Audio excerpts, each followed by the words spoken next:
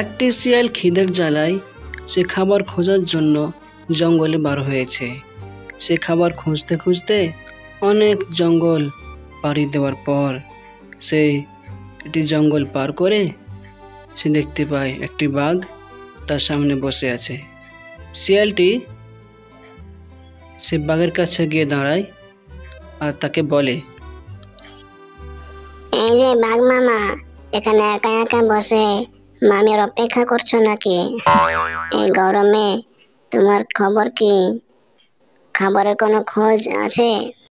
না রে ভাগ্নে, কোনো খাবার পাইনি, তাই খিদের জ্বালায় এ গাছের ছায়ায় এসে বসেছি। যা গরম পড়েছে। তা তোর কি খবর? কোনো কিছু খাবার পেয়েছিস?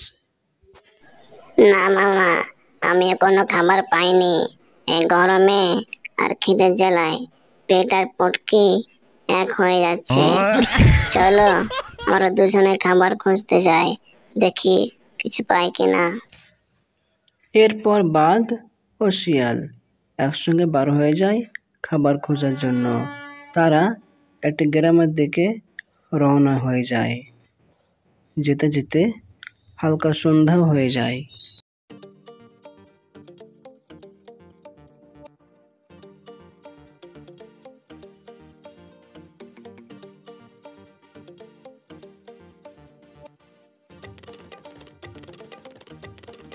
আমি বলি কি গিন্নি, আমাদের ছাগল, গরু, হাঁস এগুলো তাদেরকে তাদের ঘরে রেখে এসেছো তো?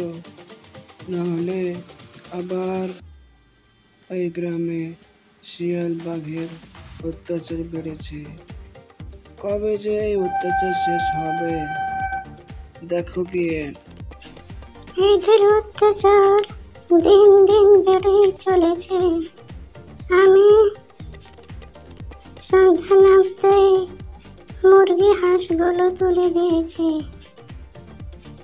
এদেরকে শেষ করতেই হবে।